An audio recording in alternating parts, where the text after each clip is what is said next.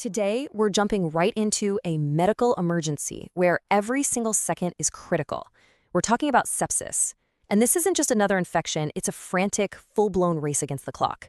So let's break down exactly what has to happen inside that crucial first hour.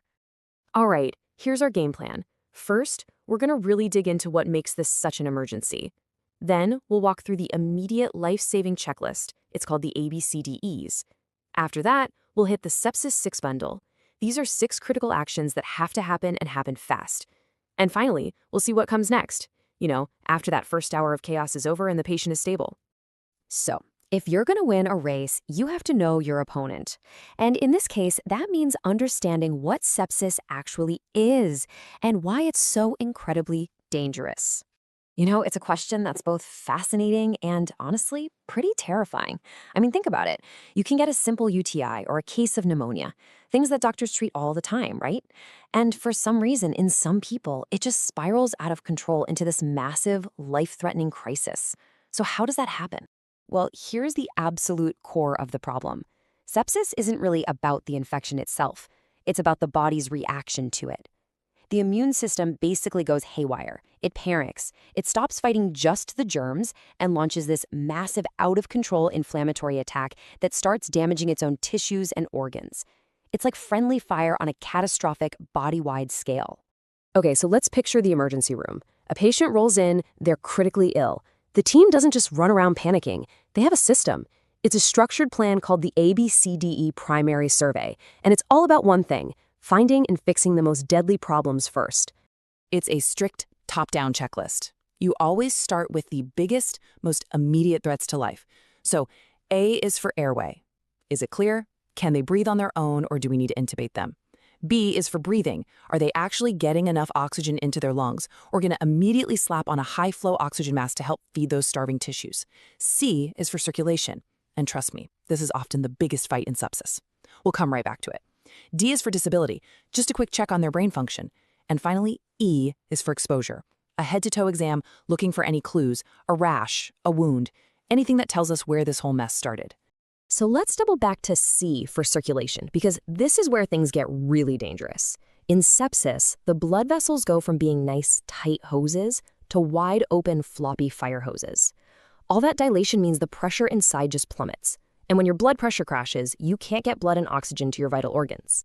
So there's one number clinicians are watching like a hawk: the mean arterial pressure, or MAP. It's basically the average pressure pushing blood through your body. If that number drops below 65, that is a massive flashing red light that your organs are in trouble. The first thing the team does is start pumping in liters of IV fluids to try and refill those pipes. And at the same time, they'll use powerful drugs called Vasopressors to literally squeeze the blood vessels tight again and force that pressure back up. Now, at the exact same time the ABCDEs are happening, there's another critical checklist running in parallel. This one is specifically for sepsis. It's called the Sepsis 6, and it is a bundle of 6 things that absolutely have to get done within that first golden hour. And look, this isn't just some good idea somebody came up with. It is proven to save lives. The evidence is crystal clear. Doing these 6 things and doing them early directly cuts the risk of a patient dying. It all comes down to speed and execution. So let's quickly run through them. Number 1, oxygen. We already talked about this. It's fuel for the cells. 2, blood cultures. This is so important. We need to find out exactly what bug we're fighting, but we have to get that blood sample before we give any antibiotics. 3, antibiotics. Right away, you give a big dose of a broad-spectrum antibiotic to start killing any of the likely suspects. 4, IV fluids. Again, this is all about getting that blood pressure up. 5, measure lactate. Lactate is a chemical your body makes when cells aren't getting enough oxygen. So a high lactate level is a huge red flag that the body is under serious stress. And 6, monitor urine output. Yeah, it sounds simple, but if the kidneys are still making urine, that's a great sign that they're getting enough blood flow. So, you get through that chaotic first hour. You've stabilized the patient, for now. But the job is far from over.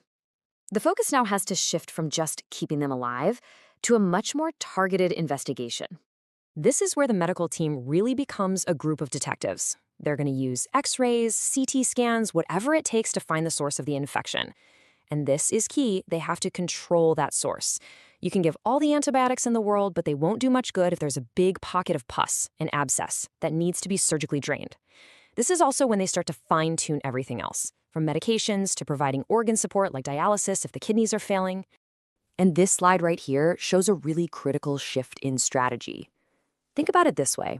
In that first hour, the antibiotic treatment is like a shotgun blast. You use a broad-spectrum drug to try and hit any possible target. But once those blood culture results come back, usually a day or two later, the team can switch to a sniper rifle. They can pick the one specific antibiotic that's best at killing the exact bug they've identified. It's way more effective, and it helps prevent antibiotic resistance. So, what's the bottom line here? What do we need to remember? First, spotting sepsis early is everything. Second, there's a saying, time is tissue. Every minute you wait, more organ damage is happening.